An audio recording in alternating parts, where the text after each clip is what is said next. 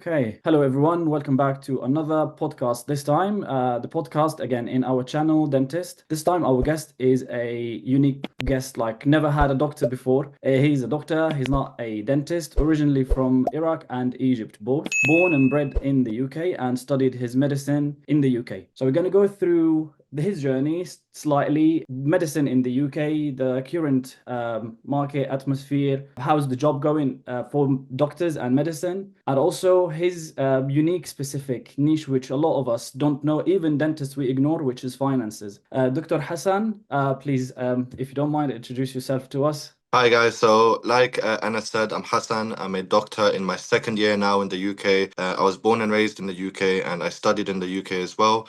I have my own TikTok and Instagram page. My TikTok page is at Dr. Rani. I talk about everything relating to finance, saving money, investing. So if you're interested in that sort of content, give me a follow and please give Anas a follow as well if you haven't already.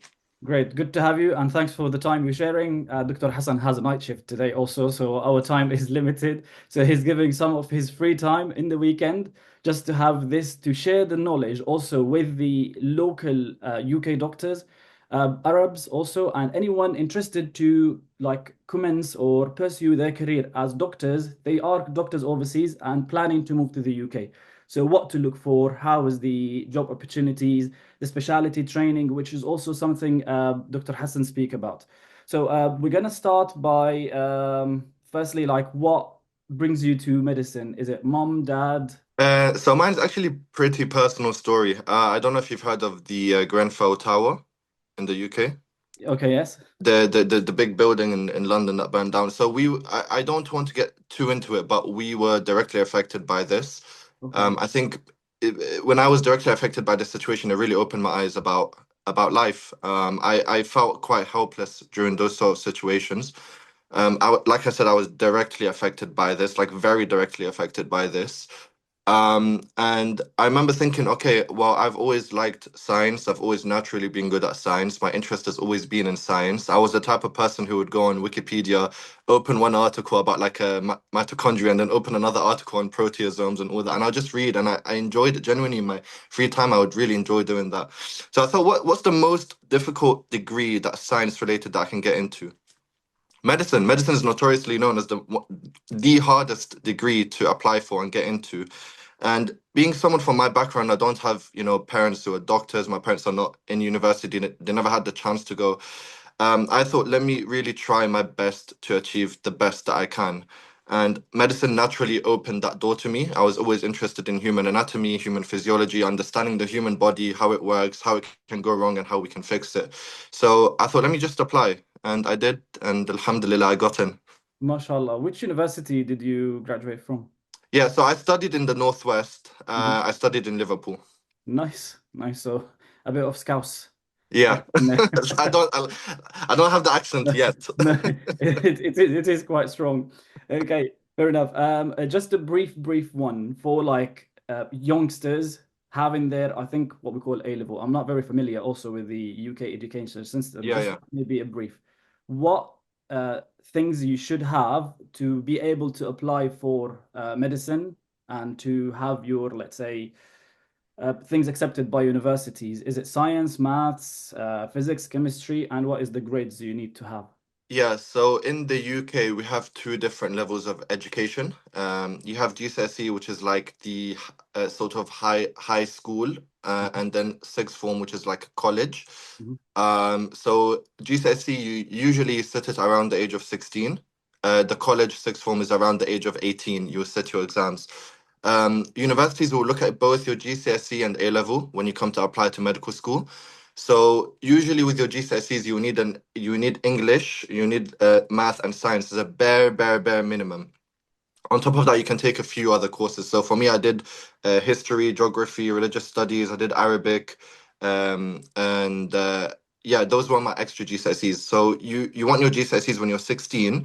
You want to aim for B and above. On the new system, they've changed it into numbers. So I think it's 1 to 9. Mhm. With the new system, it's 6 plus. So if you get 6 and higher, you're probably gonna be safe in terms of your medicine application. once you move on to A level, you really need to pick a combination of sciences, and then the third one is usually whatever people want. So commonly, what people do is like biology, chemistry, and math, which is what I did, or they do like biology, chemistry, psychology, or something else like that, sort of mix. And usually with medical school, you need a minimum of 3 A's to apply. Now, what happens is sometimes medical schools don't manage to fill up all the places because some people don't get the 3A grades. So you can have something called clearing, which is where they're basically accepting maybe the same grade or just a bit lower, like AAB, ABB, just to fill in the gaps and make sure that they've got enough of a cohort for that year. So that's basically the medical application process in a nutshell. You also have another exam called the UCAT, which is like an aptitude test. So it's like, the tests where you look at shapes and you try to see patterns, or you try to read a big amount of text and interpret it in a short amount of time. Stuff like that sort of thing. So that's a aptitude test that you need to sit as well before you apply to medical school. Once you've done all of that, if you're successful with your personal statement and your references, then you will get an interview. If you get the interview and then do really well on that, you get a place in medical school and then you can study to become a doctor. No, no, thanks for explaining all of this. It's a long journey, I know. And there is the UCAT, which I heard about. I've got like young family members, and they are applying to do dentistry, not medicine. So they had some work experience with me. So moving forward now, we're gonna just speak about your niche, about what you like, finance. What like took you over? Like medicine and finance, they are not close at all. But like, why do you think it's important, and what is it that maybe sparked the attention to this very important topic? We don't get taught at universities, at schools, even our parents. Sometimes in our society, it's a bit of a shame to speak about money, Yeah. which is not really, because everything we do, we link it to money. So Yeah. money adds some value to things. So how do you start about this, reading about it, and start your also content about finance and money? Yeah, so I've been an investor for 5 years. I've been investing for 5 years. I've been learning every day. It's a bit like medicine, finance, in the sense that, everyone says medicine is a lifelong career where you're learning, always learning. The same with finance. Finance is, to this day, I learn something new every day in the financial space. Now, the reason I got into it is because I know healthcare workers are bad with money. I would say extra bad with money because all we focus on is the human health and taking care of people. We don't even think about the money. And there was a generation of, doctors and dentists, but I'm more focused on the doctors. A generation of doctors who were really comfortable that didn't really need to necessarily care too much about their finances. They kind of were sorted anyways with their pension and their pay was more than enough. But we've had a real-time erosion in doctors' pay, especially in the past 10, 15 years. And it's become quite noticeable, I would say. And a lot of doctors now are becoming conscious of money. Now, as much as people don't like to talk about money, money is important. Money is relating. Money affects your mental health. People don't talk about these things or realize how much money is related to your life, how much it's interconnected to your life. Money can get in between family. Money can get in between yourself and your own mental health. Money can get in between you and getting that dream job position you want. And money is an important part of life. There's no denying that. We all know that, but we all just don't like to talk about it. But I would say I think my generation, especially the people in their 20s, are more and more open about money because we're all sort of in a different generation financially. We're all sort of struggling to get onto the housing ladder. We're struggling to move out of our family homes. We're all still flat sharing, and even me as a doctor, I'm flat sharing at 25. I've been a doctor now for this my second year working as a doctor. I can only afford to share a flat. I can't afford to move out on my own, and that might shock some of your viewers. They might, watching from abroad, Egypt, Jordan, wherever they're watching from, they might be thinking, "Damn, well, I would have thought a doctor can at least have be able to do that." No, no, I'm flat sharing. I've been doing that for a few years now, during medical school, and now as a doctor in my second year, I'm doing that currently. So it is important. It is Yeah, yeah. important. It is, as you said, like anything, any decision, our jobs, anything, the first thing we ask for and we check is the money. And we should be aware of that even in dentistry. I mentioned that and I always educate my peers and colleagues, the younger ones. Just look at things. It's not only it's about mindset.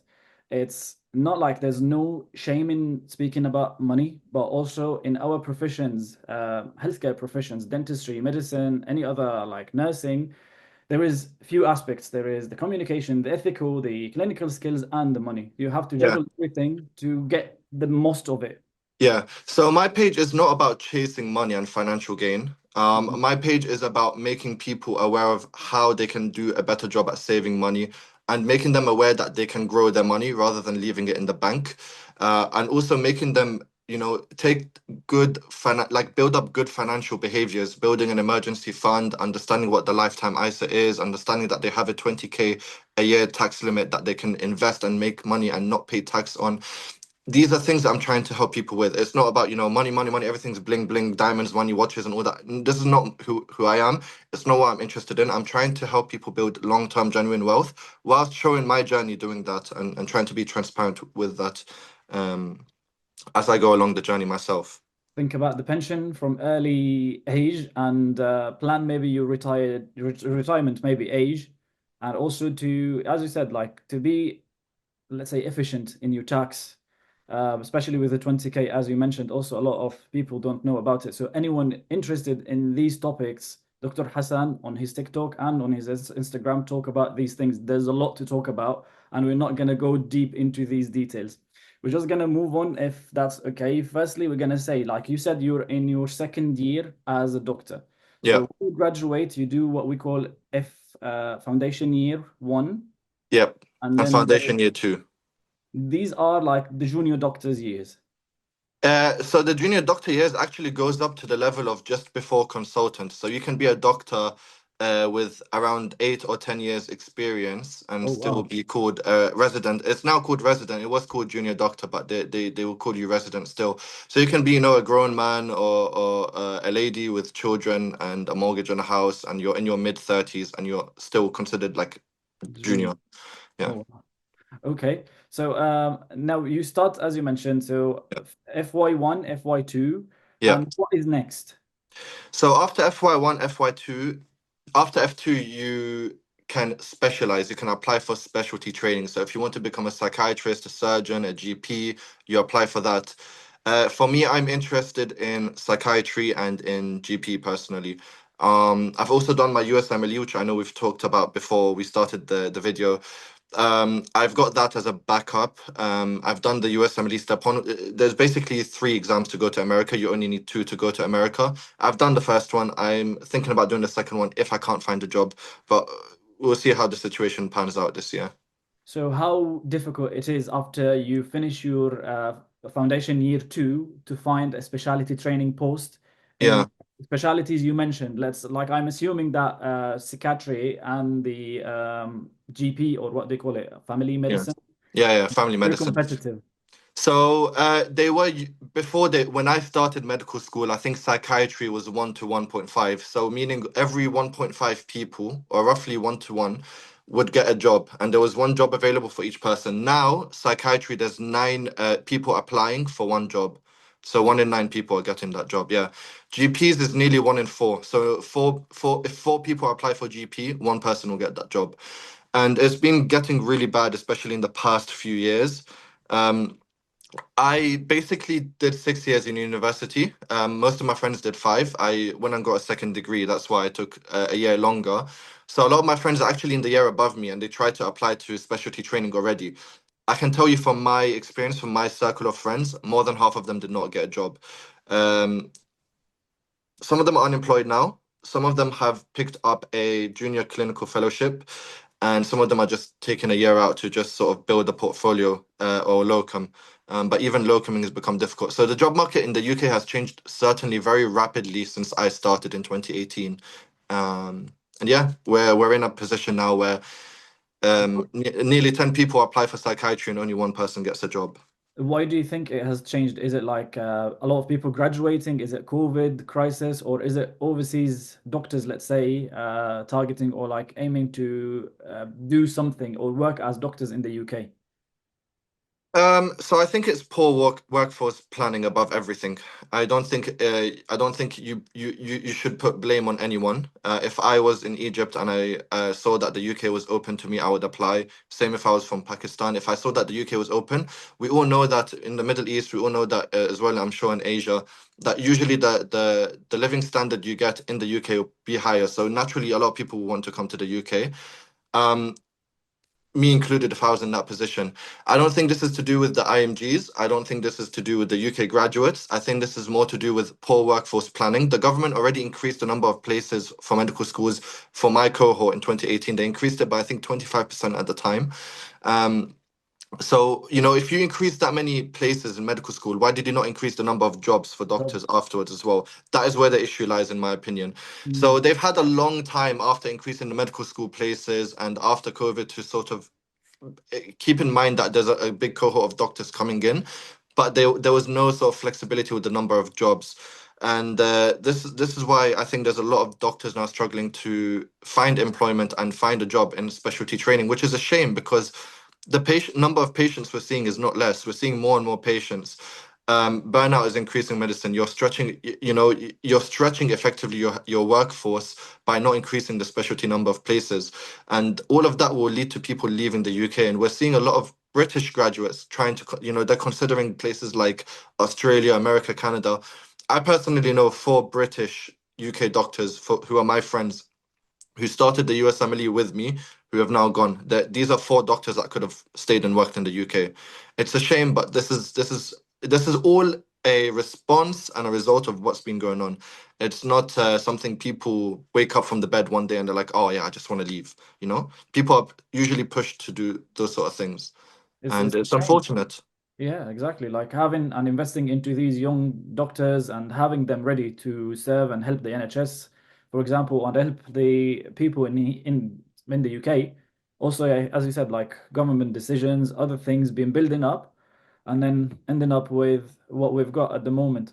So going again now into the maybe if we've got like a rough idea about the money side of salaries into these years. I know you only did the first 2 years. You're Yeah, still very young and very early in your career. yeah, So yeah. these first 2 years, how much is the doctor normally making, and how many hours do you work per week? Yeah, so the starting salary for a first year doctor is £38,000 roughly. Mhm. The starting salary for a second year doctor, which is my grade now, is £44,000. This is for a 40-hour contract. Now, the real hourly rate is around £18 for a first year doctor. I'm not sure what it is for a second year doctor. I think it's around 21, £22 an hour. So those are the real rate for a doctor. You do get enhancements for extra commitments like unsocial hours or night shifts. So for the majority of people watching it who are interested to work in the UK, you will probably come and work at SHO level or FY2 level, which is my current level. So you'll be probably starting on £44,000. And it does go up. So a lot of doctors do earn more than £44,000 for their FY2, but that's because they work beyond 40 hours a week. Bear in mind, I think the average person in the UK works around 37 hours, 38 hours a week. So our full-time contract, our minimum full-time hours is more than the average UK workers already. So if you work above 40 hours, you will get paid more, yes. I personally am getting paid quite a bit more. I want to say around maybe 20 to 25% more than that, the £44,000. But I do work a lot of nights and a lot of on calls. That's why, today I'm going on my night shift. Like today, yeah. Exactly. So yeah, I am working on average 44 hours on my current Wow. rotation, but those extra 4 hours a week is averaged. So there are some weeks where I work above 44 hours. There are some weeks I work below 44 hours a week. But the reason I'm getting paid a little bit more than 44,000 pound is because I'm working a lot of weekends, a lot of on calls, a lot of nights, and obviously those pay you with a bit of an enhancement And that's before tax. before tax. Yeah, Cool. before tax. And then moving forward, I know like still about this question, we talked about it roughly, but other years as you go above, what Yeah. is the highest the doctor can earn? I'm not going to go into like every specific year, let's say ST or whatever, ST Yeah. ST3.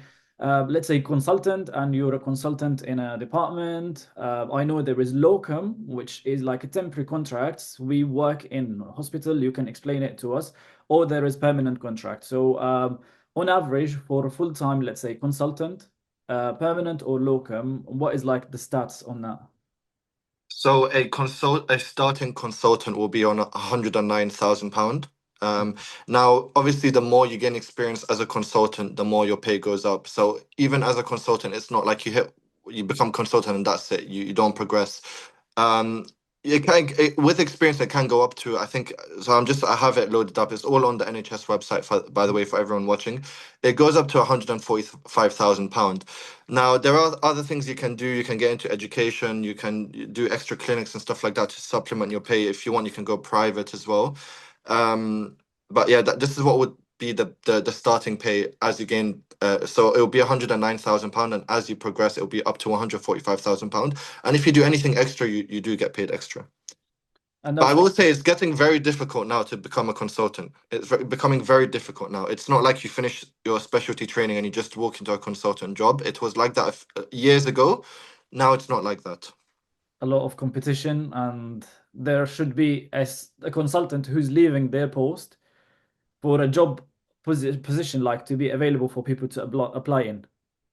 Is it like, Well, with the number of people we're training now, it should actually be that we make more consultant spaces because that's what patients need at the end. Ultimately, it's not about us as doctors. Ultimately, it's about patients and patient care. yeah, I think relatively speaking, the UK has, I can't remember the figures, but I did read an article somewhere talking about the number of doctors that we have relative to the population in the UK versus Europe, and we are starting to fall behind with those sort of numbers.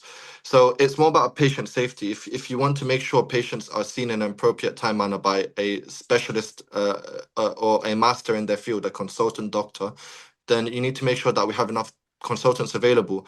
I don't think we can continue to go off of the model of we'll wait until the consultants retire to replace them with another senior registrar because we've already got so many senior registrars who are waiting to become consultants that are ready to become consultants that can't become consultants, and it's sad because you know there's a bottleneck that you can call that a bottleneck at the registrar level to consultant level, but then there's a second bottleneck from FY2 to becoming a specialist doctor. So it's like even when you do get to become a specialist, if you're lucky, you can look forward to another bottleneck later down your training. And I don't think this is, what sort of workforce will be encouraged to stay when you're doing that, tricky situation. it Yeah. is tricky, it is tricky, yeah, definitely 100%. These numbers, let's say, as we said, the consultant, about 145,000 per year before tax, and the tax, like consultants normally or doctors are like on what we call employed um, contracts, unless they are locum. So employed, they get taxed before they get paid.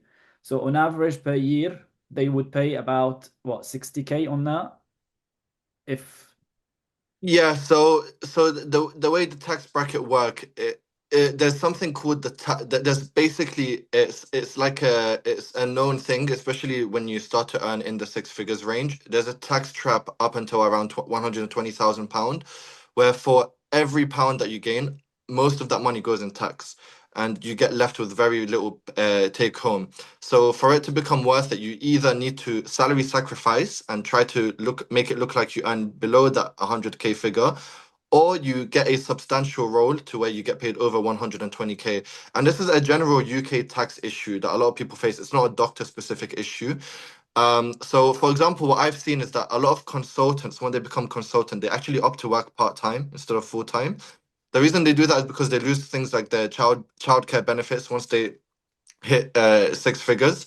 So what they do is like they say, look, instead of working and grinding hard, I've already got my kids, I've got my mortgage, like I've done a lot for my career. I'm gonna take my time out and focus on my children. I'm gonna salary sacrifice into my pension. I'm gonna work less than full time to bring my pre-tax pay below £100,000, and I'm gonna take a step back. But this to the NHS is a loss in productivity, unfortunately. But this is again another one of those things. It's a result of the tax brackets not keeping up with inflation and people's pay rises. Um, everyone is aware that they've been receiving record-breaking pay rises the past few years. We've had inflation, cost of living. Of course, companies are going to increase your pay a lot to try to catch up with that. But what's not been catching up with that is the tax brackets, and that's been pushing people up into the next tax band and effectively increasing government tax revenue without them having to increase tax, because now basically by not moving the goalpost, you've pushed more people beyond it, and now more people are paying more tax. So it's a clever way of getting people to pay more tax whilst saying that I didn't raise it. But unfortunately, it's leading to things like what I've mentioned, which is consultants wanting to reduce their hours and consider working less than full time in order to salary sacrifice, and some of them put more of their money in unproductive assets like their pension. So yeah. Exactly. In other words, like they would say, why do I need to work for free? I would rather have less payments and stay with my kids, with my family. Like at the end, anyone earning over 120K per year, most of the time, as or the money they make, as Dr. Hassan mentioned, money will go to taxman. So that's like their way of thinking. They are not the only one. In my practice, even I've got dentists who are doing the same thing. They are going into part-time, and they would say every time like they get hammered by a big tax bill, and they would think, is there like any more efficient way to do this? But like we're trapped in this, and that's like where finance and education about like how to look after your money, how to invest, and to make things tax efficient, as you mentioned earlier in the video, the 20K, they can invest it and that's tax free. That's also can reduce their tax bill. So yeah, mom. So you can put money into a SIP, like a private pension. You can put money into your own NHS pension and salary sacrifice that way. You can't put money into your ISA as a form of salary sacrifice, because usually what happens is, so I'll give you an example right now. When I get paid, I get my post-tax income and I invest that money, but the money that I make from my investments is free of Free tax. So tax. that's the way it kind of works. It's not directly from my salary that I'm That not get paying taxed. the tax. Yeah, it's that my taxed money is being used to try and make me more money Money. without paying tax. I will say that you're not working for free, but it technically becomes a disincentive to work more because of the way the pay is structured at those sort of levels. Um, that's what it is. It's like for every pound you gain, more than like a significantly more than half of it goes in taxes. Um, so yeah, rightly, a lot of consultants say, "Well, what's the point?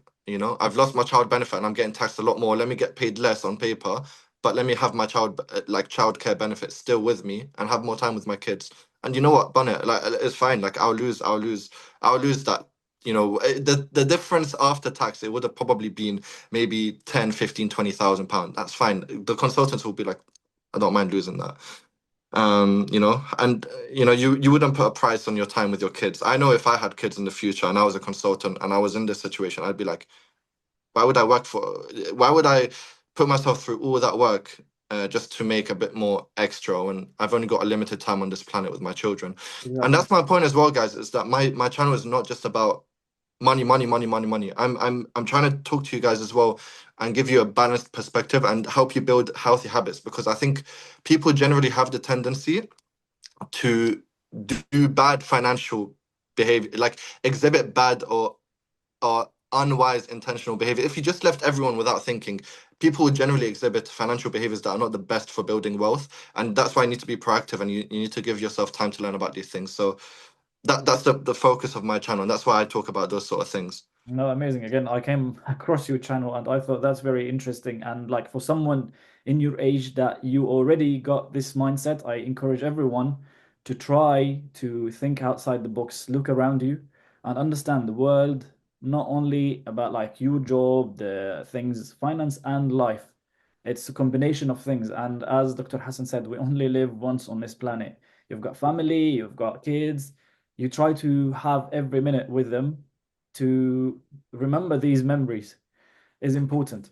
So we're going again forward now for yourself as a newly, let's say, graduate or a fresh doctor. Number one advice for managing the first year salary for new doctors. When they graduate, they end up with a student loan from the university, the fees they paid, and sometimes the maintenance loan, they call it, where they get it for their accommodation and food, where they need to live.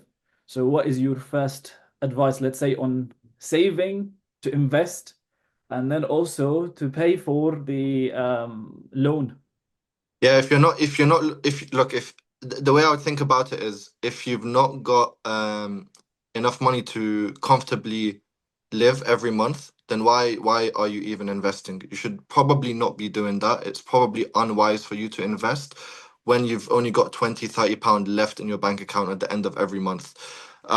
So one thing I always talk about is the emergency fund. An emergency fund is a bunch of money that you've got stashed aside that you keep for any emergency. Let's say your car breaks down, let's say your bills jump up 20% or whatever, or you've got like kind of family emergency and family needs money from you. You've got that money there saved and sorted in case anything happens.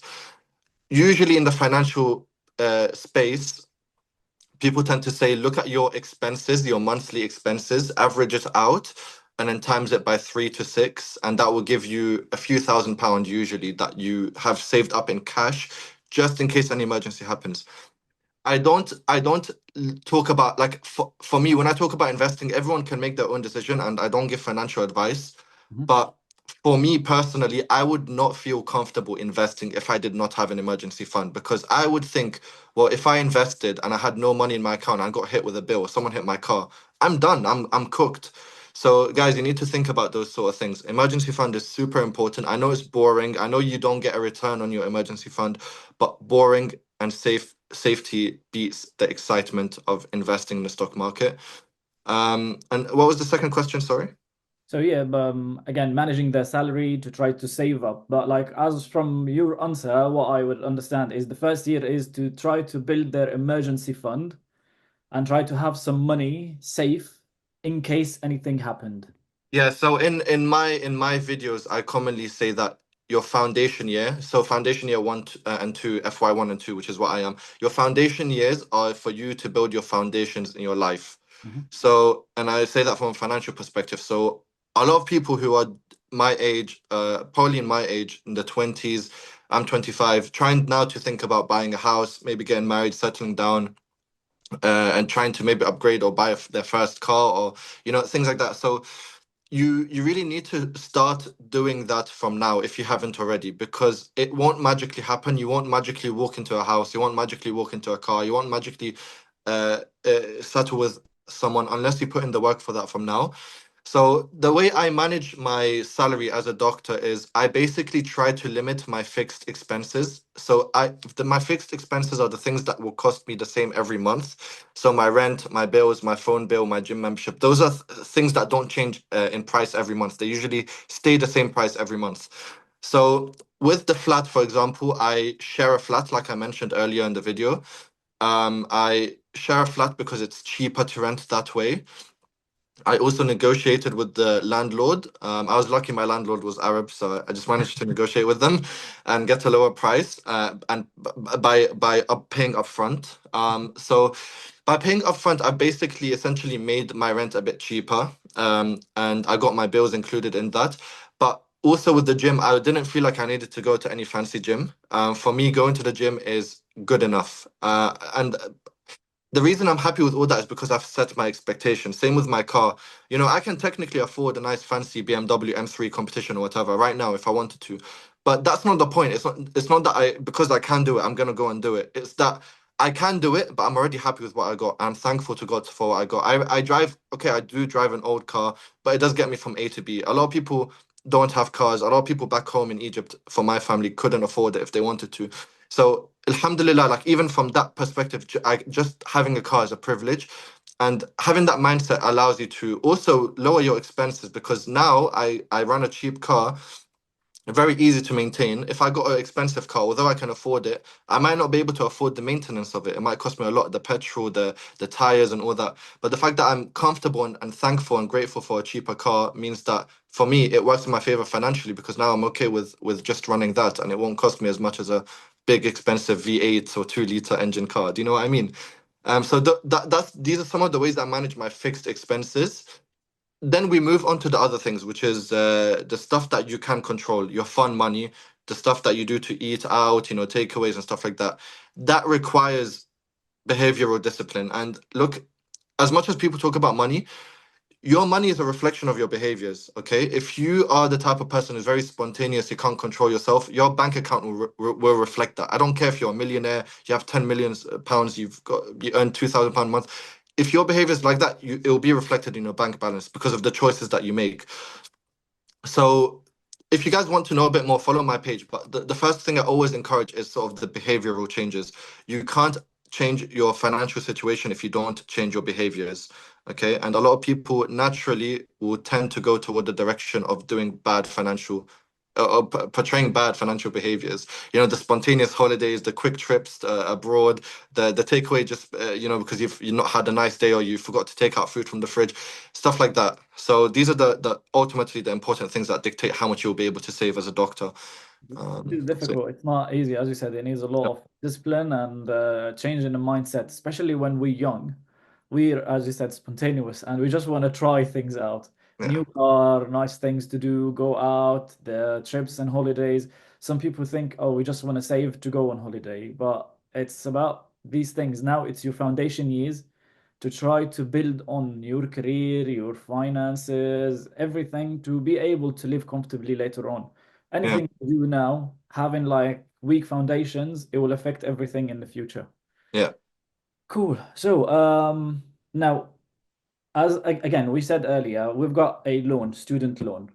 When do you think people should pay this student loan? Do they start paying it as soon as, or delay it, saving for a house, or what would you think? Like, how soon? I know, like, by time it goes, but also it gets bigger by the interest rate. Yeah. So the student loan, you start to repay it back in the April after you graduate from university. So I graduated in 2024. I started to pay back my student loan from April 2025. And I don't get to control if I pay it or not. Like it comes out on my payslip before I even get paid.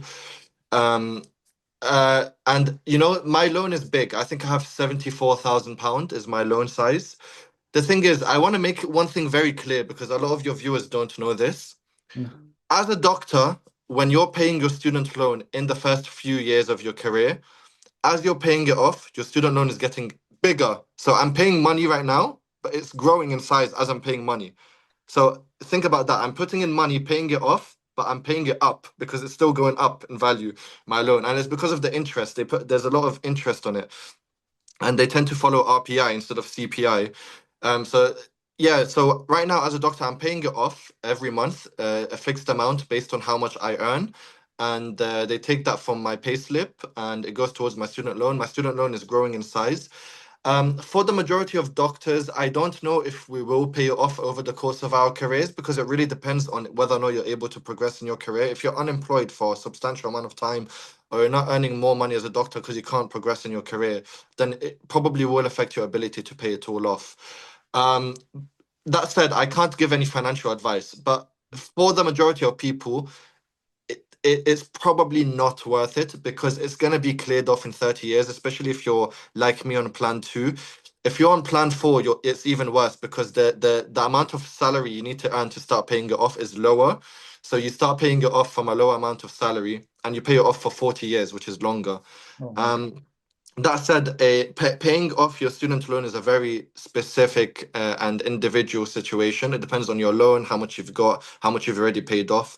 I would consult a financial advisor for those sort of things. I wouldn't give any financial advice with regard to that. So I'm sorry if I'm No, a bit no, boring with my answer, but I can't that's answer okay. it directly. I heard like there's new news that there will be a Islamic student loan soon.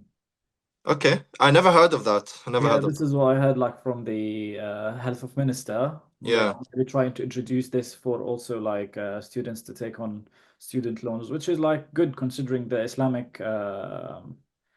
Yeah, I mean, for me, unfortunately, I had no choice. Like I said, I don't come from a family of money. None of my parents went to university. I'm the first doctor. I did everything alone in terms of the studying and getting in. There was no way we would have financially afforded. Forget even that being a doctor, I would not have been able to go university at all if it wasn't for the loan. I don't come from a family that can afford that. So for me, it was the only way for me to become a doctor. Sure. Now, the other thing, now you mentioned that you started investing about 5 years ago. What is the things that you would, I know you're not giving financial advices, but like yourself, what do you think is the newest, the maybe biggest or maybe safest kind of, let's put it, safest, quickest, and things you recommend for people to invest in? Is it properties, businesses, crypto, gold? So what do you, is it like diversify, which is like a thing we hear a lot? So what do you think, and how do you manage it? Like I have read and we know a lot about books and about podcasts where people sometimes take some money once they get paid and they say these £200 or £300 will be stayed on the side, let's say for investment, and they try to live on the rest. So you start like working from what we call the end result. So you save and then you spend. So what do you think is the safest first, if there is safest? So no advice. Mhm. I think the way I think about it is the safest thing is the one that won't get you looking at your investment every 2 seconds. So, what gets you looking at your investment? Because think about it, the more you look at your investment, the more you're emotionally attached to it, the more you're going to make a rash decision, the more likely you are to probably sell out at the wrong time because you don't feel good. No one feels good when a stock goes down, right? No one feels good about losing money. But those are the moments where you're most likely, especially if you keep checking things every 2 seconds, those are the moments where you're most likely to make an irrational, rash decision and then regret it. I don't know. I'm sure a lot of people have had this, especially if you've been in investing, where you see your money go down, you sell out because you feel so bad, you don't want to lose anymore, and then it goes back up right, right where it went. So that's the thing. A lot of people who invest emotionally, and trading especially. So this is what I cannot recommend: Mhm. trading, especially if you don't know what you're doing, crypto, especially. The thing with crypto is it's not based on anything. So the way I look at crypto is I see it from a psychological perspective. It's something that people buy because not because they invest in it. People be like, yeah, I researched this coin and this coin is different because there's a limited amount and the mining process is difficult and it takes this many years to mine and then there's something called halving and they invent solutions to a problem that never existed. This is the crypto space in my eyes.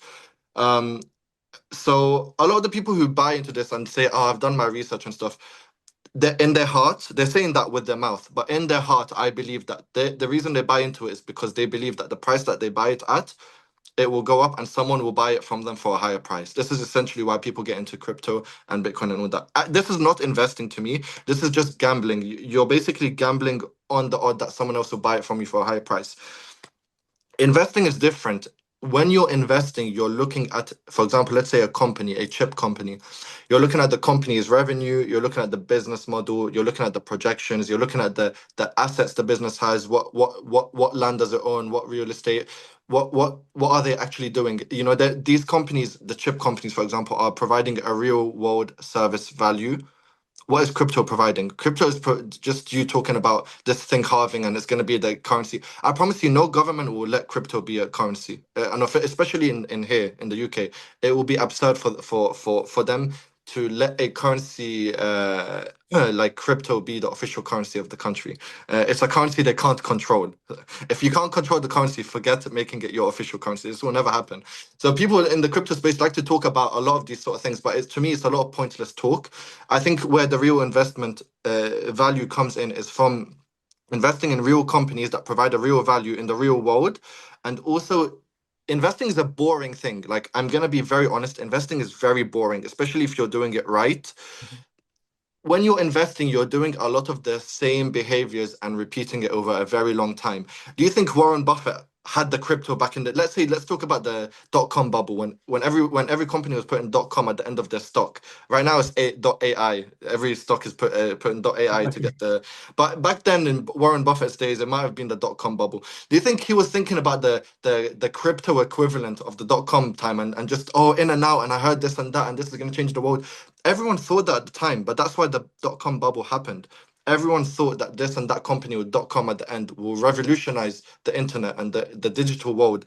And then if you look now, look at IBM, look at what company is it? Cisco. I can't remember all these companies, and Intel. Intel back then as well was meant to be a beast. Look at Intel now. So and the other thing is you'll be surprised. how long people's psychology can let this go on for. So the dot-com bubble could have happened probably for longer. The housing market crash could have happened for longer. This AI bubble could have happened for longer. Crypto can be a bubble that lasts for 10, 15, 20. You don't know.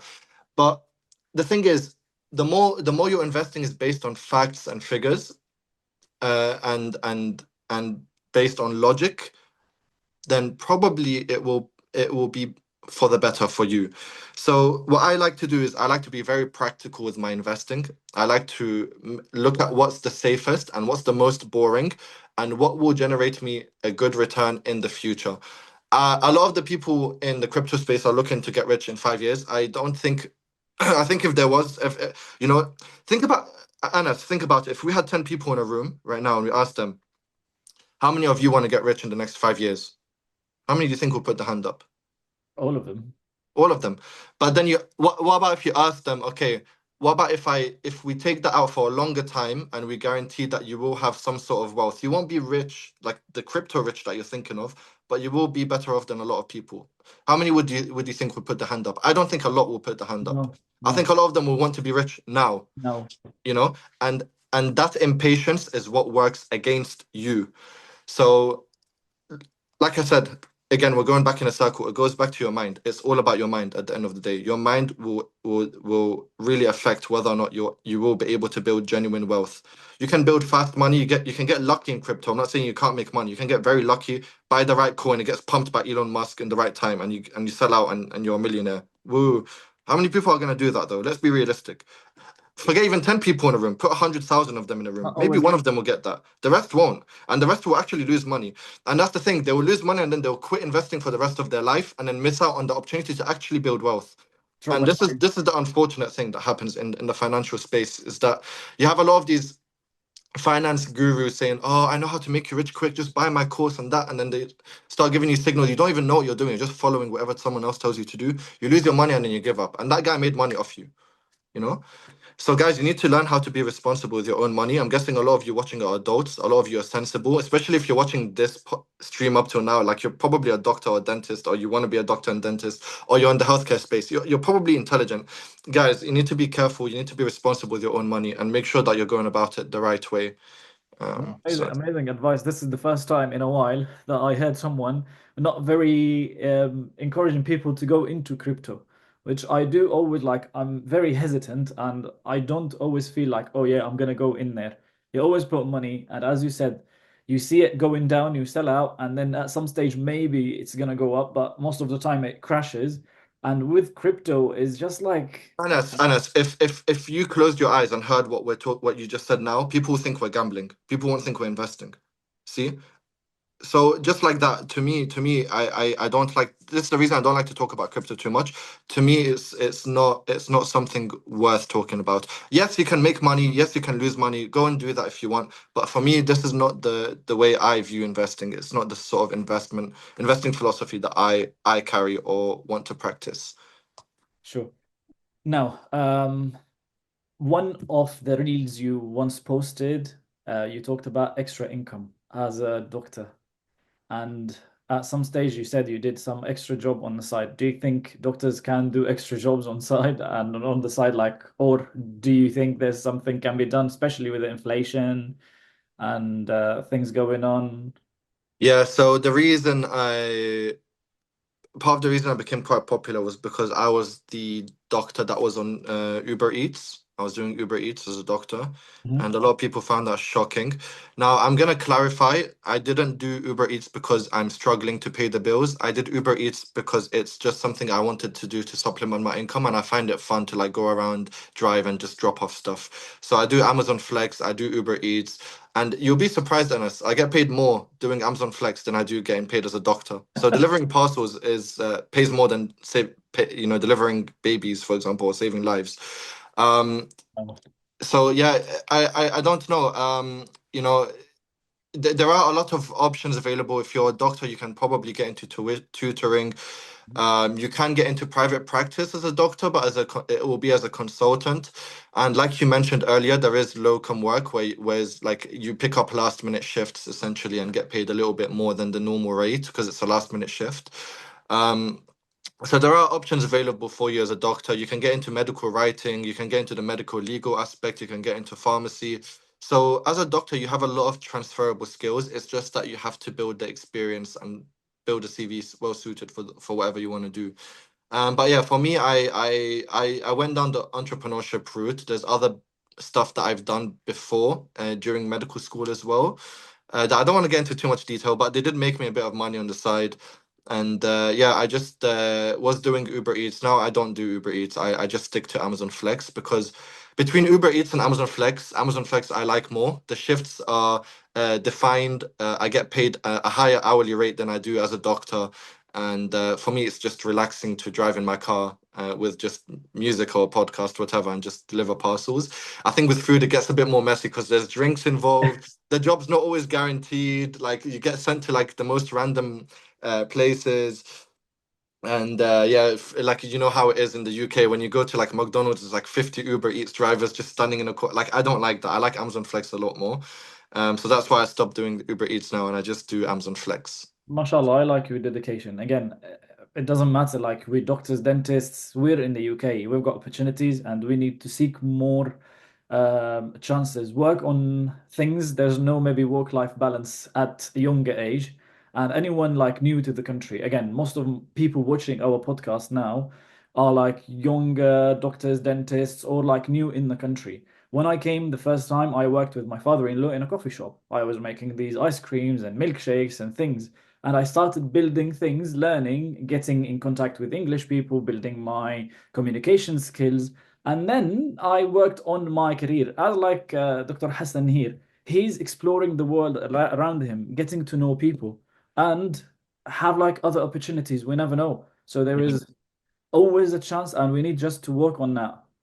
Yeah, I mean, I think a lot of people look down on me in the sense like, oh, you're a doctor, like why are you doing something like Uber Eats? And they look at it as if like you're doing something really low, but it's like, no, I'm doing it because I'm staying true to my background. This is my background. This is what people from my background are doing. And there's no such thing as a dishonorable job. Any job you're doing to help provide a service to anyone in society, regardless if it's cleaning the floor, delivering, collecting bins, saving a life, that is valuable.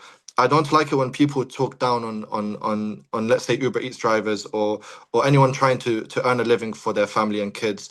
I don't subscribe to that thought. I don't like it. I think it's disrespectful, and I don't think there's anything wrong with doing Uber Eats. And that's why, as a doctor, I'm okay doing Uber Eats. I don't care if I'm a doctor. I'll do Uber Eats. That's not a problem. Do you know what I mean? So yeah, that's the way I see it. Sure. Now, moving to the next section. After all of this and what we discussed about medicine, the money, the journey, and the shortage, let's say, in job positions. After all of this, do you think medicine at the end is worth to be a career that we are pursuing, let's say, in the UK and then in general? Like in your own, like from what we can hear and see, what do you think? Is there like a light at the end of the tunnel to look for that work-life balance? We said a younger age, we don't need it. The NHS environment now. So what do you think? What is your intake? So, look, guys, a lot of what we've talked about is the reality. I don't think about it as negative. I don't think what we've talked about is negative. I think what we've talked about is very real and it's important to talk about and address. And it's important that we don't feel afraid to talk about these conversations. I think there's nothing more rewarding in life than to be able to save a life, to help people who are sick get better. Doing that as a job is a privilege. It always will be a privilege. And I'd like to say that this is why doctors become doctors. This is why nurses become nurses. This is why physios become physios, because we want to help people who are sick become better. There's nothing more honorable than that. I don't think there's anything higher than that, in my personal opinion. And this is ultimately why we decided to become healthcare professionals. It's why I decided to become a doctor. There are drawbacks to the medical career, like I've mentioned, with the lack of job security, the pay that's been eroded over 20% in the past since 2008, and the tax bracket issues and stuff like that. There are issues, But certainly you always find issues in every career. I'm sure engineers have their own issues that they're going through. I'm sure people in central London, corporate London, are having their own issues that they go through. I'm Dentists, sure lawyers have their own issues. So we do have issues in healthcare. And although there is no sign that the things will be improving, I'm not exactly sure what will be improving in the next few years. I would say doing medicine is still worth it. As a doctor, the skills and knowledge you have are applicable in many other fields. And even if you want to stay in healthcare, the whole world is your oyster. Like, you genuinely do have the options. All you need to do is put in the work. I've mentioned it already. Four of my friends went to the US to work as doctors. They said, you know what? I don't see a future here. They worked hard and rightly went to America. And, more power to them. I've got friends who went to Australia and they're working as doctors there. So it's not just the UK. The UK is good. I mean, and my time in the NHS so far has been amazing. Don't get me wrong. I've really enjoyed my first 2 years as a doctor. Genuinely, I had a lot of people scaring me about it. They were like, "Oh, you're gonna hate this and that, and you're not gonna like it." I genuinely enjoyed working as a doctor so far. My first year has been amazing. My second year has been good so far. My team is really nice, mashallah. and everyone cares. Like, but the teams I work with really care. But this is what really makes the NHS, is the people working in the NHS. They are the ones who make the NHS the NHS. And I think in the interest of retaining those people, we need to do a better job at making them want to stay. But to answer the question in short, is it worth it? Yes, because saving a life will always be worth it. And there's nothing higher than that, in my opinion, or more honorable than that. It is a noble profession, and my mom is a doctor, so she always like mentioned that. But subhanallah, things changes by time, and again, financially, it's not rewarding as much as it should in regards to the amount of effort and things like doing for that. And again, you mentioned it's not all about money. Saving lives is what add the importance and the value to Yeah. the profession, and we Yeah, just. yeah. So so I'm sure if your viewers are aware, doctors are striking at the moment. We are in a dispute with the government. The reason doctors are striking is not because we're greedy and we want to be rich. It's not because we want to go to play golf every weekend or because we want to sip champagne in a random yacht that we bought. We don't want to do that. But what we want is our pay, what it was in 2008, to be the same and to stop our pay from being eroded relative to inflation. That's what we're asking for. And I don't think I'm worth less as a doctor in 2025 than 2008. People tend to talk about the future, and we all like to say, "Oh, in the future we're going to have flying cars. We're going to be so advanced as a society." Well, does pay erosion look like an advancement in society to you? I don't know. To me, that looks like going a step back. A step back before to 2008. Well, I don't know. In 2025, I would have thought we're going forward, not going back. So let's try to go forward. Yeah, And the same applies to everyone in every field of work: doctor, dentist, train driver, bin man. No one deserves to get the pay cut. So that's why doctors have been balloting to strike and have been striking. same thing with NHS dentistry. Let's put it this way. That's why there's a lot of dentists. If you heard maybe about the news that they are leaving NHS dentistry to do private dentistry, and there's the shortage everywhere in the country. That's why we need dentists here more.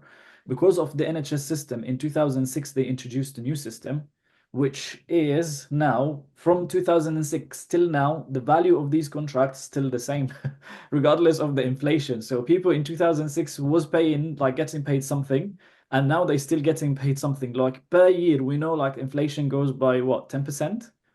So No, no, 10%. The currency, a coffee would cost probably £10,000 by now. No, it's more like, usually it's around 2 to 3%, and this is where the government aims for it to be. so yeah, again, it's the same thing. Cool. Now, for someone, let's say doctors Yeah. coming from overseas to the UK or deciding, I want to work as a doctor in the UK, or I want to do in the US or in Australia or in Canada. Where do you think better future for them? Of course, like UK still stand out. Like I'm comparing four best countries in the world. Again, I'm not saying other countries, let's say in Europe or somewhere, but like you mentioned in your things earlier, there is shortage in specialty training posts, and you kept your opportunities or doors open for other things. Maybe if you didn't have a chance, you may move over to the US. Um, So what do you think about this? I think I think so. I'll compare quickly the training program in the US versus the UK. Okay, UK training is longer on average. It takes longer to become a consultant in the UK than it does to become an attending in the US. Mhm. Um, the US is more stringent in terms of the expectations from their doctors. So the knowledge base of a UK an American doctor will generally they will generally learn things to a deeper level than we will in the UK, and that's because there's a high risk of litigation in the US. So there's a high expectation that as a doctor you'll be careful, be aware of everything pretty much. So that's why you have like people in the US, everyone in the US who's done USMLE will know like Lesch-Nyhan syndrome, a homocysteine neuro. They know off the back of their head. In the UK, you say that like, oh, okay, let's get the specialist involved because this is not really my areas of expertise. In the US, because there's high risk of litigation stuff like that, I think there's an expectation that the doctors should know more. Um, and the reason the US doctor training as well, it's quicker because they're more hands-on. They get so my friends in the US, I keep in touch with them. There's dedicated teaching for their doctors. There's hands-on practical skills that they get allocated time for, and they're serious about this. They're very serious about it. And what do you call it? And they get their own allocated patients. A lot of training in the UK will feel like service provision. A lot of F1, F2, CT1 or ST1 and 2s will agree with me when I say that. And by service provision, what I mean is that we're just kind of letting the NHS work. We're just letting it work. We're making sure that your CT scan is booked. We're making sure that if you need a blood test, we do it for you. If your cannula's fallen out, we've put it back in for you. This is what you're spending a lot of your early years as a doctor doing in the UK. You're not fully utilizing all your medical knowledge and expertise and being put right in there in the theaters and in the surgeries and in the clinics and taking a part in that. Um, so if you like the more laid back, protected approach, the UK is probably for you. And if you want work-life balance, I would say the UK is a good place. The UK is generous with regard to like maternal, paternal leave. The UK is good with what do you call it? With sick leave, annual leave, bank holidays. We do get those in the UK. I think in the US, the work culture is very different. Like you're expected to work all the time. Okay, like I think even being sick is probably frowned upon. Okay. Yeah, I think the UK is well protected from the sense of workers' rights and stuff like that. And the US is more like if you want to be intense, you want to go straight in, you want to become an attending as soon as possible, the US is probably the place for you. The UK is good if you sort of want to take your time, explore your options, you want to become a specialist with maybe a different interest in another specialty. So, for example, as a family medic doctor, you can have a special interest in minor surgery, or you can have an interest in sexual health as a family medicine doctor. So you can work in both fields. So the UK is quite good and flexible with those sort of things. I don't think that flexibility is probably in the US because of all the insurance and medical defense that they need to do. I don't think that this is an option. Obviously, I'm not the most well-versed person, so this is why I'm talking about the US and the UK more. Um, but yeah, this would be my sort of insight into it as someone in the UK, from the UK, who's done the USMLE step one and has an idea of how the US system works. Also, a big thing as well is sort of who you are as a person. Some people say I would never go to the US because of the medical health model there. The fact that it's a private healthcare model, Mm. and you might say that as a doctor, you believe that everyone should have healthcare at the point of access or when needed. And these are the values of the NHS. In the UK, we really believe that everyone is entitled to healthcare, regardless of, race, gender, your financial background. If you are sick, you should be seen and treated.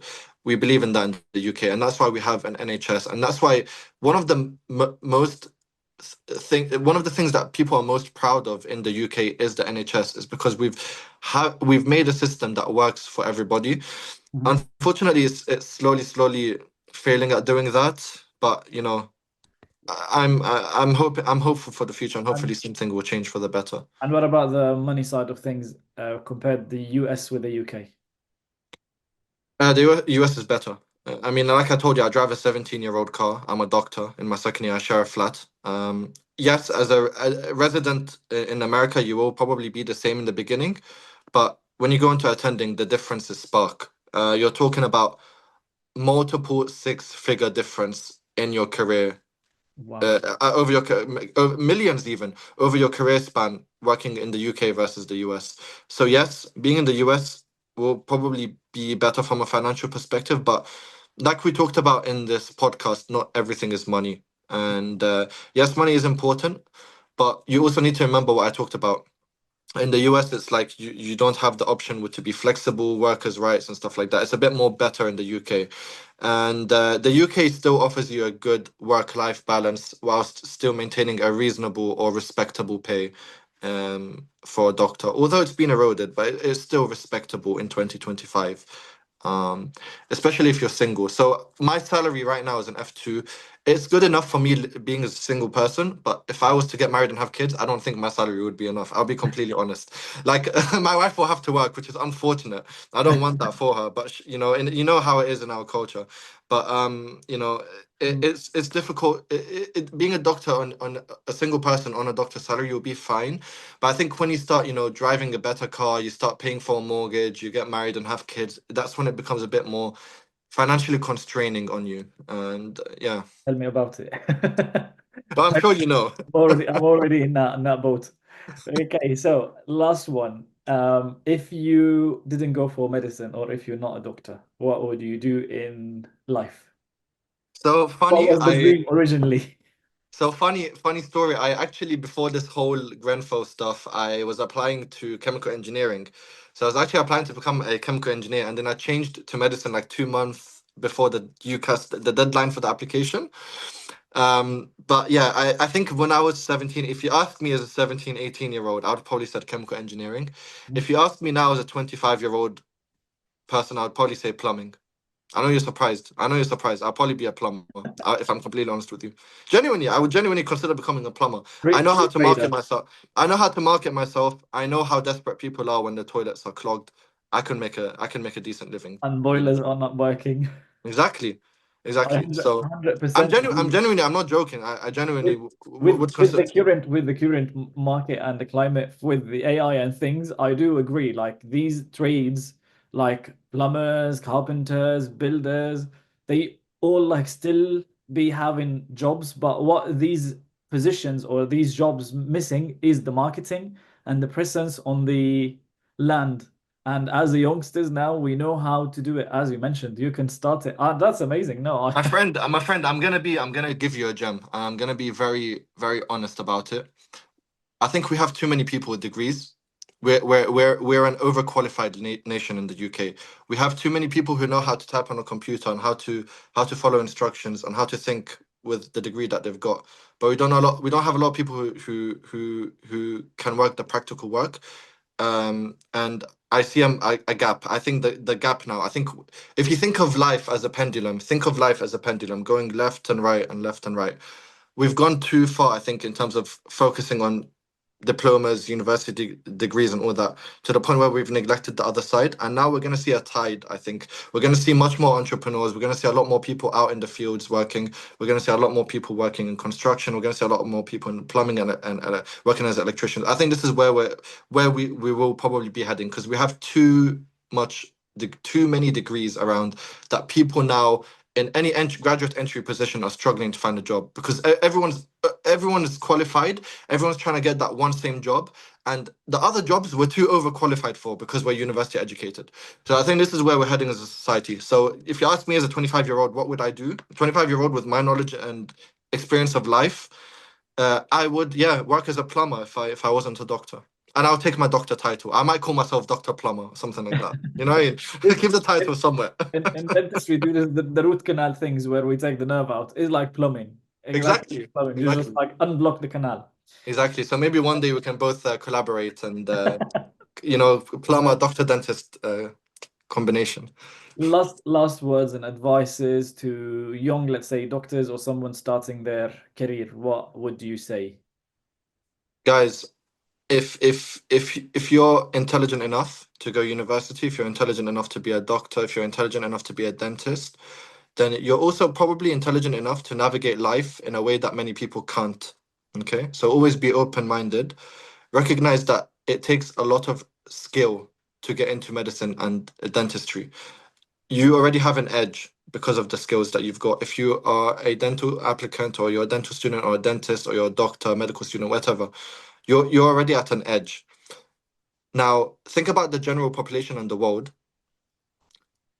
You know, you might not feel the most competitive amongst your medical peers, but out there in the real world, you can really, really, really make a difference. And the only thing limiting you is your own mind. Genuinely your own mind and your laziness. I'm gonna use the word lazy.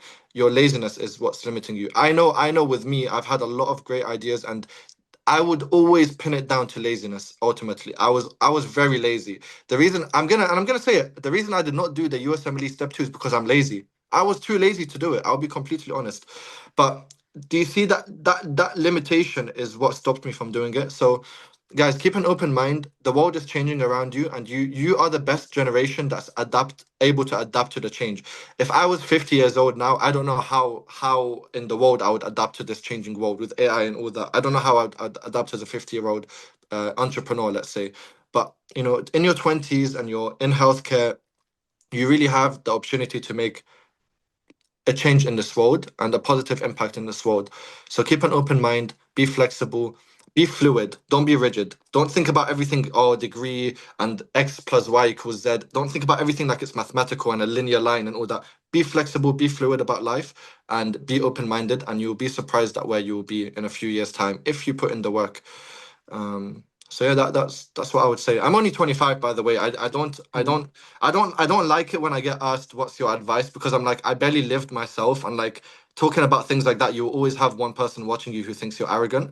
Mm. So I don't really like answering that, but you know, you put me in a Well, box. So there you go. I've given the well, answer. well done, well done. No, I'm very again amazed by the knowledge, the experience you've got already when you're 25. Again, it took me way longer than you. Maybe since like I was maybe 30, I started to realize things. I started to become more flexible. I started to get more knowledge, and I have that change in mindset. I was more into these limited beliefs, as you mentioned, like degrees. I want to be this, I want to be that, but you can be a better person. You don't need degrees. You can get knowledge from all different sources. You can meet people. You don't need that degree. Degree is a title. And in our, let's say, word as dentists without degrees, like without the specialty trainings or the titles or the consultants, are way more successful than people with degrees and titles. Why is that? It's again, the mindset is the way we've got it. Like my parents, especially dad, was always into you need to do this, you need to do that, you have to be this, you have to be that. But after again, maybe COVID, during COVID time, I had that change. And that's why I'm asking you, because the experience you have is like amazing, and well done on getting to the point earlier than me. But we need to learn early. 100%, I agree. Yeah, I agree with you. Yeah. So at the end, this is it was a very interesting chatting with you, Dr. Hassan, and thanks for the time you've given to us. You've got a long day coming ahead and night shift.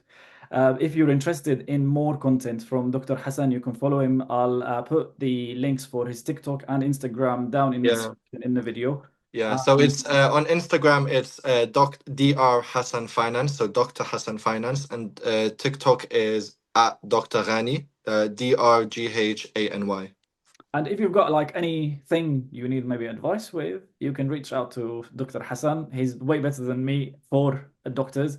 Dentistry, anyone interested in anything, um, go like Dirty. on my Instagram, YouTube page, Dentists Who Desire website, dentist's website for question bank and preparing for your ORA, LDS, and MFDS. We'll see you in another videos, in another podcast. Dr. Hassan possibly will be with us in the future again in another podcast. We'll see when it Inshallah. is, Inshallah. inshallah. And don't forget to like, subscribe, and share this video if it's interesting to you. And I'll see you in another videos. Take care.